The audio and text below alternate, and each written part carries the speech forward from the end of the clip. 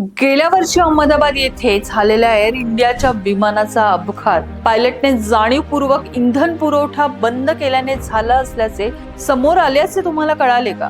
गेल्या वर्षी जून महिन्यामध्ये अहमदाबाद येथे भीषण विमान अपघात होऊन 260 प्रवाशांचा मृत्यू झाला होता. याच अपघात प्रकरणी तपास यंत्रणाकडून सखोल चौकशी सुरू आहे. दरम्यान या चौकशी दरम्यान काही धक्कादायक बाबी समोर आलेल्या आहेत.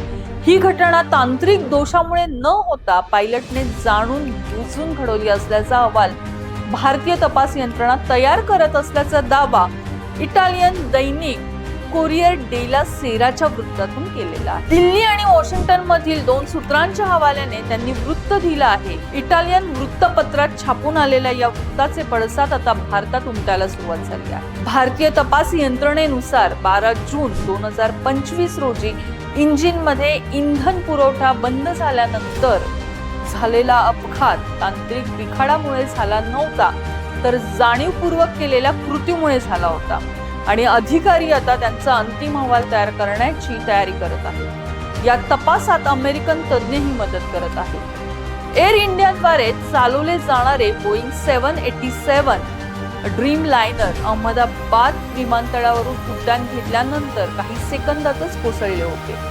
या दुर्घटनेत एकूण 260 लोक मृत्युमुखी पडले. या अपघातात विमानातील एक प्रवासी वगळता सर्व प्रवाशांचा मृत्यू झाला होता. तर ज्या वैद्यकीय महाविद्यालयावर हे विमान कोसळलं त्या महाविद्यालयातील विद्यार्थी देखील मृत पावले होते.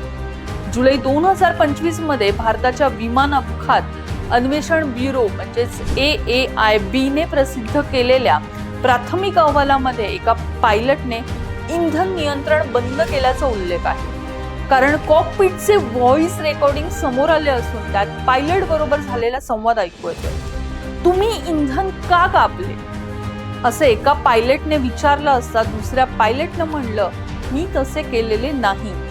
दोघांपैकी एका पायलटनं इंधन नियंत्रण स्विच बंद केले होते, यामुळे विमानाची शक्ती गेली आणि ते जमिनीवर कोसळले. कॅप्टन सुमित सबरवाल हे पायलट इन कमांड होते, तर फर्स्ट ऑफिसर क्लाइव्ह कुंदर हे सह पायलट होते. अंतिम तपास अहवालात वैमानिकांचे मानसिक मूल्यांकन आणि मानसिक आरोग्य देखरेखीबाबतच्या शिफारशींचा समावेश असल्याचीही अपेक्षा आहे. अपघाताबाबत सर्व शक्यतांचा अभ्यास करण्यात आला. तांत्रिक बाबी तपासण्यात आल्या, तसंच वैमानिकांकडून झालेल्या मानवी चुकांबाबतही निरीक्षण करण्यात आलं. अखेर तपास यंत्रणांनी त्यांचं लक्ष कॉकपिट मधील इंधन नियंत्रण स्विचवर केंद्रित केले.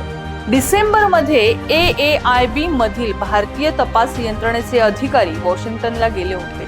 त्यांनी राष्ट्रीय वाहतूक सुरक्षा मंडळाच्या प्रयोगशाळांमध्ये विमानाच्या ब्लॅक बॉक्स डेटाचे पुनर्विश्लेषण केले.